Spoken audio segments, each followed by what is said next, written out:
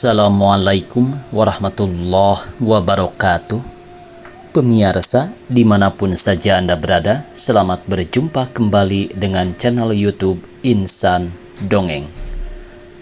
Pada kesempatan ini saya Bang Elgi akan melanjutkan roman klasik Anak dan Kemenakan bagian ke-9. Selamat mendengarkan. Tetapi tatkala itu didengarnya pertanyaan Sultan Baheram kepada Sultan Alamsyah. Tetapi mengapakah Sultan tidak suka mengawinkan yatim dengan Nurmala? Bukankah ia anak seorang hartawan? Dan bukankah baik kalau cendekiawan dipadu dengan hartawan? Dengar itu Bida, kata Mister Yatim kepada Putih Bidasari. Oleh sebab hamba tiada hendak menukar keselamatan dan kesenangan anak dan kemenakan hamba dengan kekayaan Baginda Mais, sahut Hop Jaksa dengan agak pedas karena dirasainya sekarang bahwa honor ini datangnya dari pihak Baginda Mais. Mengapa Sultan berkata demikian? Tanya Sultan Baheram. Sebab sebagai telah hamba katakan tadi, Yatim dan Bidasari telah berjanji hendak kawin dan telah meminta kepada hamba supaya mereka dikawinkan. Lain daripada itu, Nurmala dan Dr. Ajis pun rupanya telah suka sama suka pula. Apa jadinya kalau Yatim dipaksa kawin dengan Nurmala? Jangan kita lupakan pula pikiran anak-anak muda sekarang. Mereka tiada hendak dipaksa dalam perkawinan.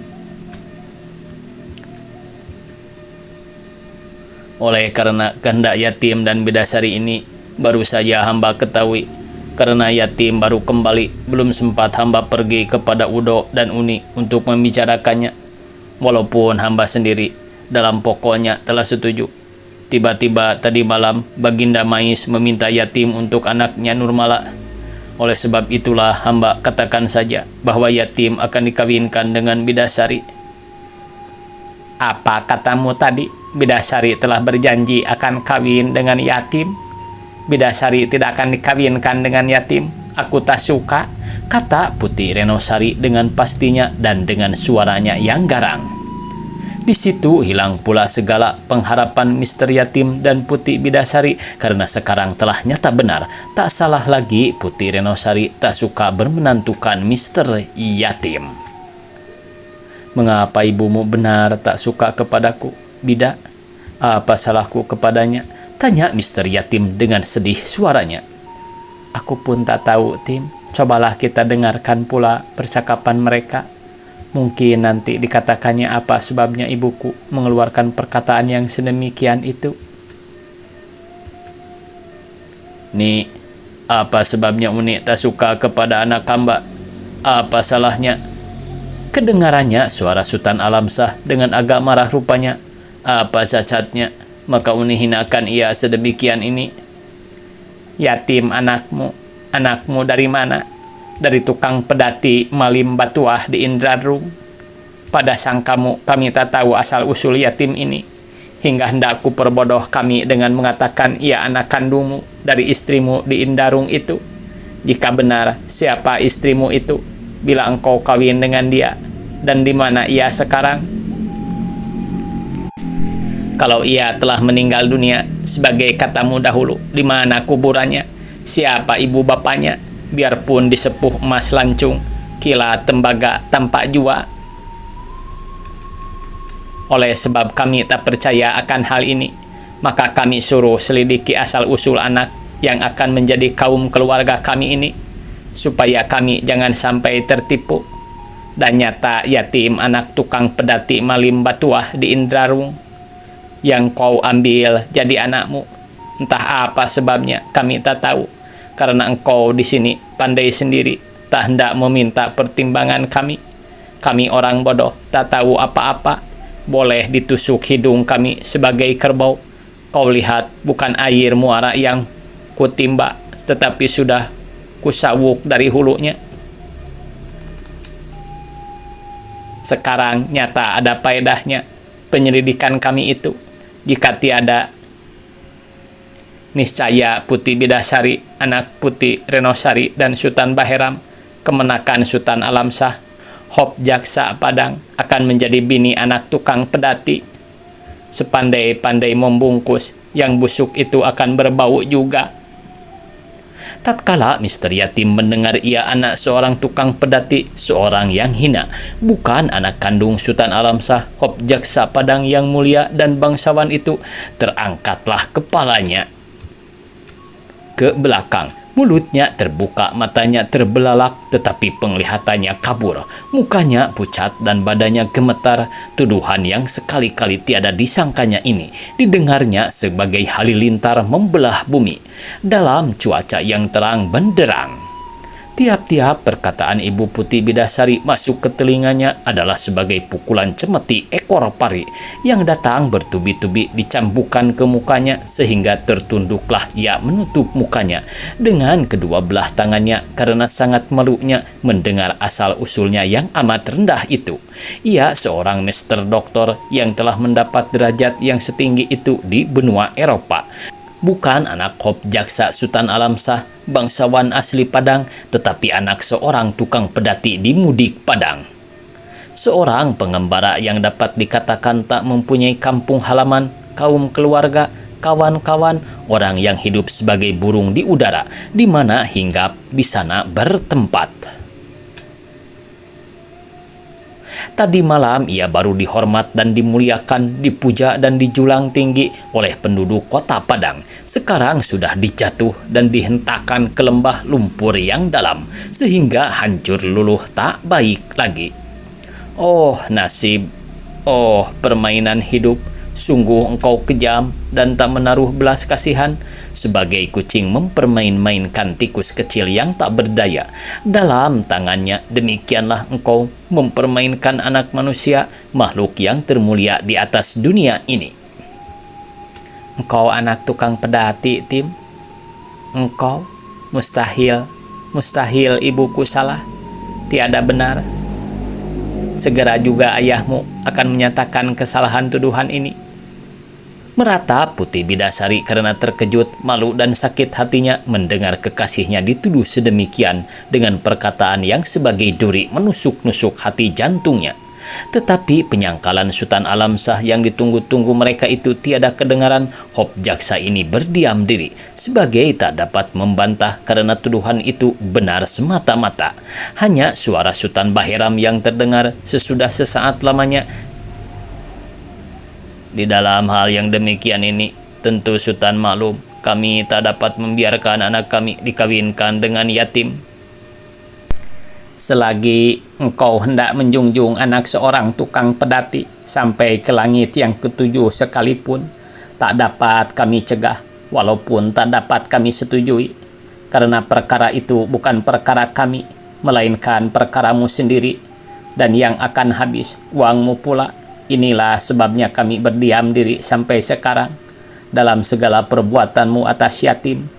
Hendak pun kami larang, tentu tak dapat, karena engkau hendak bersutan di matamu dan beraja di hatimu sendiri. Akan tetapi kalau anak kami akan engkau kawinkan dengan anak tukang pedati itu, kewajiban kamilah akan menghalangi perkawinan itu. Kalau engkau sendiri tak dapat melihat dan merasai lagi bahwa perbuatanmu itu akan menghinakan nama dan keturunan kita yang sejak dahulu sampai sekarang belum pernah bernoda dan bercacat. Itu bukan kesalahan kami. Kami belum buta dan belum tuli dalam hal ini. Dan supaya jangan sampai kau kawinkan juga Bidasari dengan yatim di belakang kami, dengan segera Bidasari akan kami kawinkan dengan seorang bangsawan asli, kata Putih Renosari dengan garangnya seakan-akan bertambah marahnya. Memang Putih ini ternama sebagai seorang perempuan yang pemarah, berani dan bijak berkata-kata. Dan aku sebagai mama kandung Bidasari tidak akan menyetujui dan akan menghalang-halangi perkawinan itu, baru menjawab Sultan Alamsyah dengan sangat marahnya pula. Mama yang tidak mengindahkan kepentingan kemenakannya, bahkan akan menjatuhkan nama kemenakannya, tiada patut dipandang sebagai mama lagi, sahut Putih Renosari pula dengan bertambah keras suaranya. Engkau seorang tua, tetapi pura-pura hendak menjadi kaum muda dan supaya engkau diakui oleh kaum muda, kau korbankan kemenakanmu, anakku yang sebiji mata. Kau lepaskan ia siang malam bercampur gaul dengan laki-laki, bersiar-siar kemana-mana, bersuka-sukaan ke sana sini, sampai berdansa dan berkepit tangan dengan laki-laki di muka orang banyak. Atau hendak kau jadikan perempuan jalang anakku? Adakah ini menurut aturan dan adat istiadat bangsa kita? Engkau hendak menjadi mama kaum tua, tetapi pikiran dan perbuatanmu, pikiran dan perbuatan kaum muda tidak mempunyai mama, tidak mempunyai mentua, tidak mempunyai ibu bapak, apalagi kaum keluarga, tidak mempunyai adat pusaka lama, tidak mempunyai undang-undang bangsa Melayu, sebab mereka bukan bangsa Melayu dan adat istiadatnya ialah peraturan bangsa Barat. Tetapi kami kaum tua masih mempunyai adat lembaga yang kami pegang teguh untuk menjadikan pedoman hidup kami. Kami masih mempunyai bangsa, tanah air, ibu bapa, kaum keluarga yang sedarah sedaging dan sehidup semati dengan kami. Masih kami mempunyai suku bangsa yang mengikat kami dalam perhubungan yang lebih luas. Bukan kami orang yang tak beraturan sehingga harus meminjam dan meniru aturan orang lain. Bukan kami orang yang tak tahu sopan santun, rasa periksa, hereng gendeng, dan tak tahu memperbedakan perempuan dan laki-laki, sehingga mencampurkan pemuda dan gadis siang malam, petang pagi, di dalam dan di luar rumah, berangkuh-angkuhan, berkepit-kepitan dengan meminum sopi, karena yang sedemikian itu sumbang pada mata kami dan mata adat kami, dan dilarang oleh agama kami. Jika sekaliannya itu hendak kau lakukan, keluarlah engkau dari bangsa Melayu. Tetapi anakku jangan kau bawa-bawa, kata Putih Renosari dengan bertambah-tambah amarahnya sehingga keluar pula air matanya. Sudahlah, jangan kita perpanjang perkara ini. Pendirian kita memang tak sama, apa boleh buat. Jalan kita telah bersimpang, tak dapat kita seiring lagi. Marilah kita masing-masing menurut jalan sendiri-sendiri, kata Sultan Baheram untuk menghabisi perbantahan adik dan kakak ini. Ya, resahan air ke air, resahan minyak ke minyak, kata Putih Renosari. Lalu ia berdiri. Di mana si Bida? Bida? Bida, di mana kamu? Kumpulkan pakaianmu, mari kita pulang, serunya sambil mencari anaknya.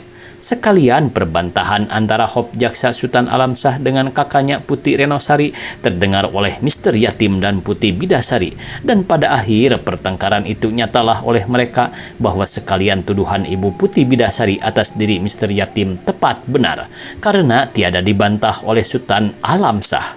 Jadi benar Mister Yatim bukan anak Hop Jaksa Sultan Alamsyah, melainkan anak tukang pedati Malim Batuah di Mudik Indarung.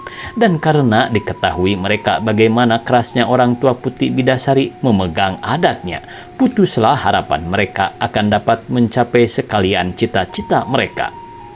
Tetapi jika benar Mister Yatim anak tukang pedati dan di sini rupanya tak ada keraguan-raguan lagi, maka tiadalah patut pula ia beristrikan Putih Bidasari, walaupun pangkatnya amat tinggi sekalipun. Karena dalam hal itu ia akan membawa hina gadis kekasihnya ini dan menariknya ke dalam lumpur kehinaan. Oleh sebab itu harus diputuskannya perhubungannya dengan Putih Bidasari kalau ia kasih sayang kepada gadis ini. Demikianlah pikiran dan ketetapan hati Mister Yatim pada waktu itu, dan inilah pula yang membawa keputusasaan padanya dalam cita-citanya hendak kawin dengan gadis bangsawan ini.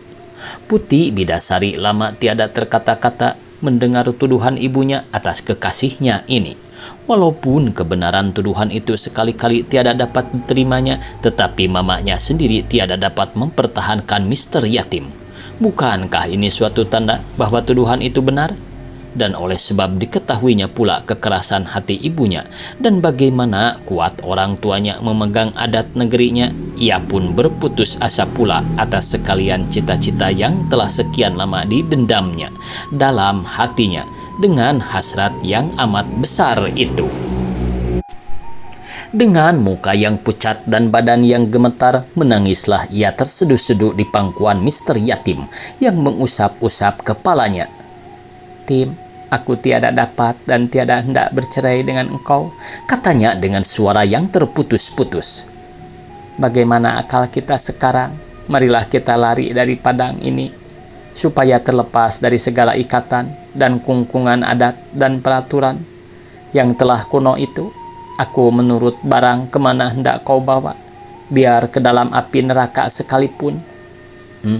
Sabar bidak, sabar. Turutkan dahulu kemauan mereka buat sementara, sebab mereka sedang marah. Jika diadu beliung dengan ruyung, niscaya rusak keduanya. Apabila telah kembali pikirannya, niscaya akan timbul juga ingatan yang baik, dan kita sementara itu akan dapat pula berkira-kira. "Aku khawatir, Tim, apabila kita telah bercerai, takkan bertemu kembali," jawab Putih Bidasari yang rupanya hilang segala budi bicaranya. Jangan khawatir, Putih. Jika perjodohan kita memang ada, tak seorang manusia pun dapat menceraikan kita. Bukankah garam di laut, asam di darat bertemu juga dalam kuali? Tetapi jika perjodohan itu tak ada, di akhirat kita akan bertemu juga kembali. Tatkala itulah kedengaran suara Putih Renosari memanggil-manggil anaknya. Oleh sebab itu berkatalah Putih Bidasari dengan tetap suaranya, "Walaupun apa juga yang akan terjadi, Tim, aku tetap adikmu dunia akhirat. Jika kita di dunia ini tak dapat bersatu, di padang mahsyarlah kita akan nanti menanti." Tatkala itu didengar Putih Bidasari, ibunya membuka pintu langkan sisi, dan tatkala dilihatnya anaknya ada di sana bersama-sama Mr. Yatim, berkatalah ia dengan sangat geramnya, "Bida, kumpulkan sekalian pakaianmu dan ikut aku pulang kembali. Di sini bukan tempatmu lagi." Dengan menutup mukanya, seakan-akan hendak menyembunyikan air matanya yang jatuh bercucuran, masuklah Putih Bidasari ke biliknya, lalu menjatuhkan dirinya ke atas tempat tidurnya, menangis terseduh-seduh dengan amat sedihnya di atas bantalnya. Ibunya membungkus sekalian pakaiannya yang ada dalam lemarinya, lalu menarik anaknya keluar. Sebuah bendi yang melintas di sana dipanggilnya, lalu dinaikinya dengan anak dan suaminya bendi ini, dan berangkatlah mereka ke rumahnya di kampung sebelah. Setelah dibawalah Putri Bidasari oleh ibunya pulang ke rumahnya di kampung sebelah, duduklah Mr. Yatim di langkan sisi rumahnya, termenung seorang diri dengan pikiran yang tak karuan, seakan-akan belum dapat diinsapkannya benar-benar kebesaran kecelakaan yang sekonyong-konyong telah menimpa dirinya. Perubahan nasibnya dari mujur ke malang sangat tiba-tiba sehingga hampir tak dapat diikutinya. Dengan sekaligus lenyaplah sekalian pengharapan dan cita-citanya yang telah bertahun-tahun didendamnya dalam hatinya. Putih Bidasari yang sekian lama diidamkannya menjadi istrinya tak mungkin dapat diharapkannya lagi. Ya, tak boleh diharapkannya lagi. Adat lembaga Padang telah mematahkan pengharapannya ini. Pada pangkalnya dengan patah arang tak dapat diperhubungkan kembali. Apa yang akan diperbuatnya sekarang? Masih baikkah ia tetap tinggal di Padang sesudah mendapat kehinaan yang sedemikian? Atau lebih baik ia menghitamkan kampung halamannya ini dan lenyap di rantau orang? Karena dengan demikian saja agaknya masih dapat dihapuskannya arang yang telah tercoreng di mukanya. Waktunya habis pemirsa, dicukupkan sekian dulu. Semoga esok kita bisa berjumpa kembali. Billahi taufiq wal hidayah. Wassalamualaikum warahmatullahi wabarakatuh.